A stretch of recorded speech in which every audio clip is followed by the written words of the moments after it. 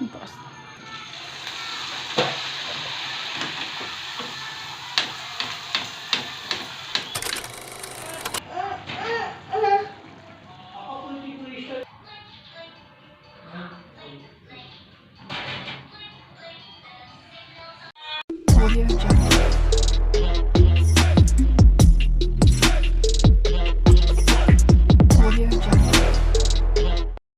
Hi ಎಲ್ಲರೂ ಹೆಂಗಿದ್ದೀರಿ?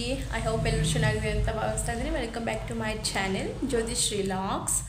So ನಿನ್ನೆ ಸಬ್ಸ್ಕ್ರೈಬ್ದು ಒಂದು ಸಪ್ರೇಟ್ ನಾನು ವಿಡಿಯೋ ಮಾಡಿ ಹಾಕಿದ್ದೆ, ನನ್ನ ಚಾನಲ್ ಸಬ್ಸ್ಕ್ರೈಬ್ ಮಾಡ್ಕೊರಿ ಅಂತ ಹೇಳಿ. ಆದರೂ ಕೆಲವೊಂದು ಜನ ಇನ್ನೂ ಸಬ್ಸ್ಕ್ರೈಬ್ ಮಾಡ್ಕೊಂಡಿಲ್ಲ. ವಿದೌಟ್ ಸಬ್ಸ್ಕ್ರೈಬ್ ನನ್ನ ಚಾನಲ್ ನೋಡ್ತಾ ಇದ್ದೀರಿ.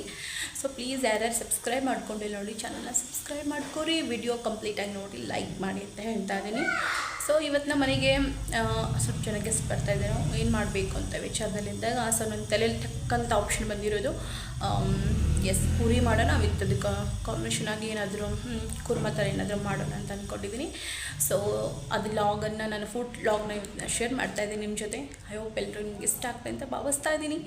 ಸೊ ವಿಡಿಯೋನ ಕಂಪ್ಲೀಟಾಗಿ ನೋಡಿರಿ, ಲೈಕ್ ಮಾಡಿ, ಶೇರ್ ಮಾಡಿರಿ, ಮತ್ತು ಹೆಂಗೆ ಅನ್ನಿಸ್ತಾ ಇದೆ ವಿಡಿಯೋ ಕಾಮೆಂಟ್ ಸೆಕ್ಷನ್ ತಿಳಿಸಿ. ಅದನ್ನು ಕೂಡ ನಾನು ಲಾಗನಲ್ಲಿ ಹೇಳಿದ್ದೆ.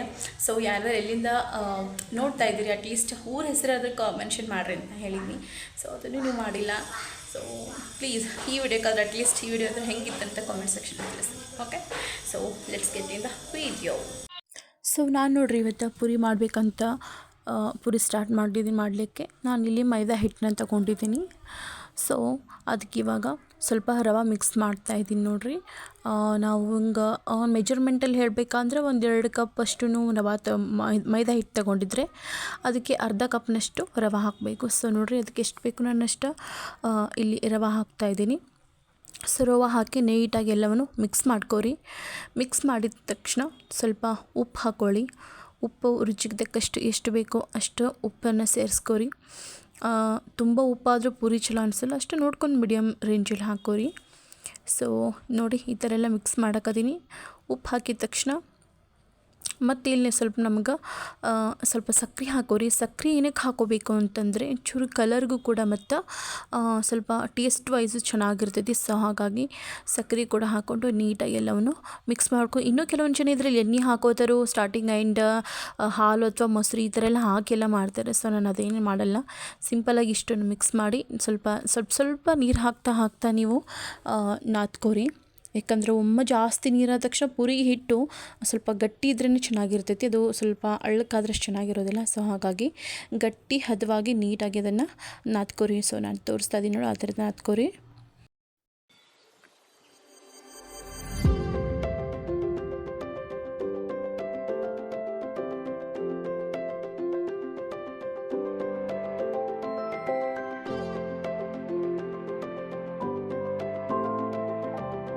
ನೀವು ಈ ಥರ ಸ್ವಲ್ಪ ಎಷ್ಟು ಪೂರಿ ಹಿಟ್ಟನ್ನ ಎಷ್ಟು ನಾವು ನೀಟಾಗಿ ನಾದ್ಕೋತೀವೋ ಅಷ್ಟು ಪೂರಿ ಭಾಳ ಚೆನ್ನಾಗಿ ಬರ್ತೈತೆ. ನಾನು ಎಲ್ಲೂ ಕೂಡ ಇಂಚಿಷ್ಟು ಸೋಡಾನ ಯೂಸ್ ಮಾಡಿಲ್ಲ.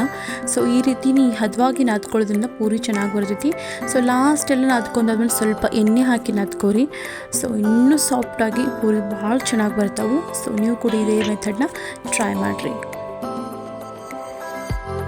ನಾನಿಲ್ಲಿ ಕುರ್ಮಾ ಮಾಡಲಿಕ್ಕೆ ರೆಡಿ ಮಾಡಿಕೊಡ್ತಾಯಿದ್ದೀನಿ ನೋಡಿರಿ. ಪ್ಯಾನ್ ಕಾದಾದ್ಮೇಲೆ ನಾನು ಸ್ವಲ್ಪ ಅಡುಗೆಗೆ ಸ್ವಲ್ಪ ಎಣ್ಣೆ ಕಡಿಮೆ ಯೂಸ್ ಮಾಡ್ತೀನಿ ಗ್ರೇವಿಗದೆಲ್ಲ. ಸೊ ನೀವು ನೋಡ್ಕೊಂಡು ಹಾಕೋರಿ. ಆಯಿಲ್ ಹಾಟ್ ಆದಮೇಲೆ ತಕ್ಷಣ ಮೆಣಸಿನ್ಕಾಯಿ, ಜೀರಿಗೆ, ಸಾಸಿವೆನ ಹಾಕೋರಿ. ಸೊ ಸ್ವಲ್ಪ ಚಕ್ಕೆ ಇದ್ರೆ ಚಕ್ಕೆ ಹಾಕೋರಿ, ಭಾಳ ಫ್ಲೇವರ್ ಚೆನ್ನಾಗಿ ಬರ್ತೈತಿ ಇದು. ಸೊ ನೀಟಾಗಿ ಅದನ್ನು ಫ್ರೈ ಮಾಡ್ಕೊಂಡ ತಕ್ಷಣ ಕರಿಬೇವಿನ ಎಲೆ ಇದ್ದರೆ ಕರಿಬೇವಿನ ಎಲೆ, ಆಮೇಲೆ ಈರುಳ್ಳಿ, ಸೊ ಈ ರೀತಿ ಹಾಕಿ ಸ್ವಲ್ಪ ಉಪ್ಪು ಹಾಕಿ ಅದನ್ನು ನೀವು ಈ ಥರ ತಿರ್ಕೊಳ್ಳಿ ಎಲ್ಲನ. ಸೊ ನೀಟಾಗಿ ಎಲ್ಲ ಬೆಂದಬೇಕದ.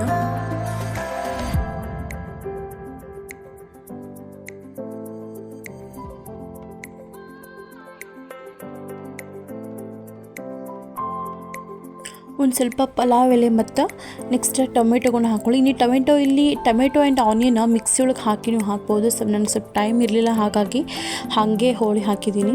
ಸೊ ಈಗ ನಾನು ಸ್ವಲ್ಪ ಇಲ್ಲಿ ಉಪ್ಪು ಹಾಕೋತಾ ಇದ್ದೀನಿ ನೋಡಿರಿ. ಉಪ್ಪನ್ನು ಹಾಕ್ಕೊಂಡು ನೀಟಾಗಿ ನೀವೆಲ್ಲ ಮತ್ತೆ ಅದನ್ನು ಸ್ಟೇರ್ ಮಾಡ್ತಾಯಿರಿ.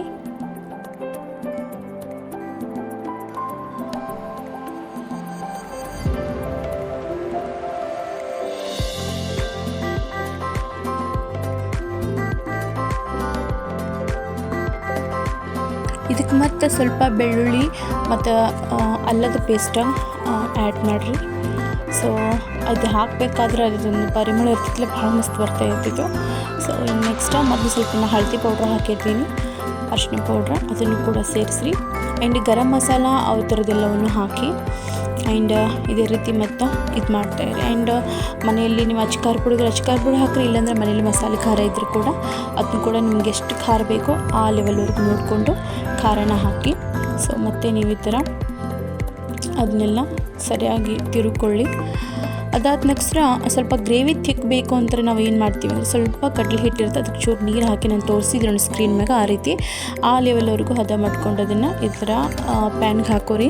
ಸೊ ದ್ಯಾಟ್ ಅದು ನಿಮ್ಗೆ ಗ್ರೇವಿ ಥಿಕ್ ಆಗಿ ಬರ್ತೈತಿ. ಸೊ ಕುರ್ಮಾ ಏನಿರ್ತೈತಿ ಇದು ಸ್ವಲ್ಪ ಕ್ರೀಮಿಯಾಗಿ ಅನ್ನಿಸ್ತೈತಿ. ಸೊ ಇದಾದ ತಕ್ಷಣ ನಾವೇನು ತರಕಾರಿ ನಾವನ್ನೆಲ್ಲ ಕುದಿಸ್ಕೊಂಡು ಇಟ್ಕೊಂಡಿದ್ನೋ ಅದನ್ನು ಇದ್ರ ನಾನು ಮಿಕ್ಸ್ ಮಾಡ್ತಾಯಿದ್ದೀನಿ ನೋಡಿರಿ. ನೀಟಾಗಿ ಇವಾಗ ಮಿಕ್ಸ್ ಮಾಡ್ಕೊರಿ.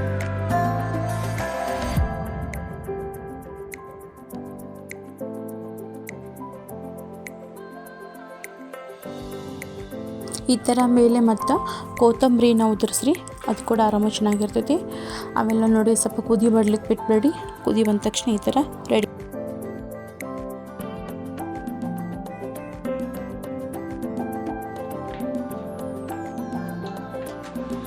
ಈಗ ನೆನೆಸಿಟ್ಟಂಥ ಪೂರಿ ಹಿಟ್ಟೆಲ್ಲ ಚೆನ್ನಾಗಿ ನೆಂದೈತಿ.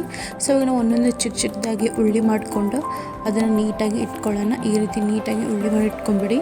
ಸೊ ಒಂದೊಂದನ್ನು ನೀಟಾಗಿ ಸ್ವಲ್ಪ ಎಣ್ಣೆ ಹಚ್ಚಿ, ಹಿಟ್ಟು ಹಚ್ಲಿಕ್ಕೆ ಹೋಗಬೇಡಿ, ಹಿಟ್ಟು ಹಚ್ಚಿದ್ರೆ ಮತ್ತು ಅದು ಎಣ್ಣೆಯಲ್ಲಿ ಕೆಡ್ತದೆ. ಸೊ ಹೋಗಿ ಸ್ವಲ್ಪ ಎಣ್ಣೆ ಹಚ್ಚಿ ನೀಟಾಗಿ ಸ್ವಲ್ಪ ತುಂಬ ಜಾಸ್ತಿ ಭಾರ ಹಾಕ್ತೇನೆ, ನೀಟಾಗಿ ನಾನು ಹೇಳ್ತಾ ಇದ್ದೀನಲ್ಲ ಆ ರೀತಿ ಲಟ್ಸ್ಕೊಳ್ರಿ. ಅದನ್ನೆಲ್ಲ ಒಂದು ಯಾವ ಥರ ಒಂದು ಹದಕ್ಕೆ ಬರಬೇಕಂದ್ರೆ ಮೀಡಿಯಮ್ ಥಿಕ್ ಇರ್ಬೇಕು, ಭಾಳ ತಿನ್ನು ಇರ್ಬೇಕು, ಭಾಳ ದಪ್ಪನೇ ಇರಬಾರ್ದು. ಸಲ ಈ ಥರ ಸೊ ನೀಟಾಗಿ ಎಣ್ಣೆಯಲ್ಲಿ ಕರೀರಿ. ಸೊ ನೋಡಿ ನನ್ನ ಪೂರಿ ಯಾವ ಥರ ನೀಟಾಗಿ ಉಪ್ತಾಯಿದೆ ಅಂಥದ್ದು ನೋಡ್ಬೋದು ನೀವು. ನಾನು ವಿದೌಟ್ ಸೋಡಾ ಹಾಕದೆ ಮಾಡಿದ್ದೀನಿ, ಎಷ್ಟು ಚೆನ್ನಾಗಿ ಬಂದಿದೆ ನೋಡಿರಿ.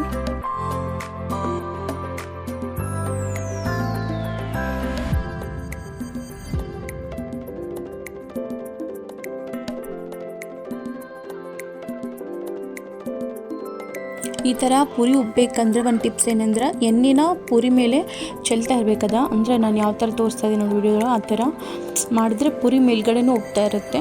ಸೊ ಹಂಗಾಗಿ ಉಬ್ಬು ಪೂರಿ ನೀಟಾಗಿ ಬಂದುಬಿಡ್ತೈತಿ. ಸೊ ಇದೇ ರೀತಿನ ನಾನು ಎಲ್ಲ ಥರ ಪೂರಿನ ಮಾಡಿಕೊಂಡೆ. ಏನಿಲ್ಲರಿ, ಹಿಟ್ಟು ಹದ ನೀಟಾಗಿ ಮಾಡಿಕೊಂಡ್ರೆ ಈ ಥರನೇ ಎಲ್ಲ ಪೂರಿನೂ ಉಬ್ತಾವು. ಸೊ ನೋಡ್ಬೋದು ನೀವು ಎಷ್ಟು ನೀಟಾಗಿ ಉಬ್ತಾ ಇದ್ದಾವೆ ಅಂತ.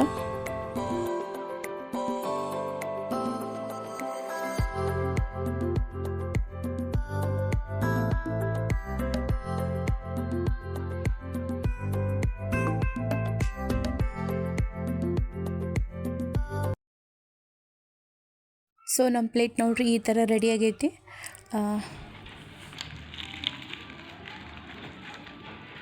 ನೋಡ್ರಿ ಎಷ್ಟು ಸಾಫ್ಟಾಗಿ ಬಂದವು ಆ್ಯಂಡ್ ಹರಿದ ತಕ್ಷಣ ಎಷ್ಟು ನೀಟಾಗಿ ಬರ್ತಾಯಿದೆಯಾ. ಸೊ ಇವಾಗ ಟೇಸ್ಟ್ ಮಾಡಿ ಟೈಮು.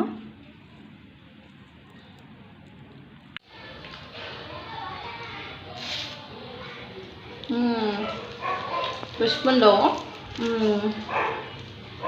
ಕುರ್ಮಾ ಅಂತೂ ಸಖತ್ತಾಗೈತಿ, ಪೂರಿ ಕೂಡ ಸಾಫ್ಟ್ ಚೆನ್ನಾಗಿ ಬಂದಿದ್ದವು, ಟೇಸ್ಟ್ ವೈಸು ಸಕ್ಕತ್ತಾಗದೆ. ಇದ್ರ ಜೊತೆ ನೀವು ಚಟ್ನಿ ಕೂಡ ಸರ್ವ್ ಮಾಡ್ಬೋದು. ಸೂಪರ್.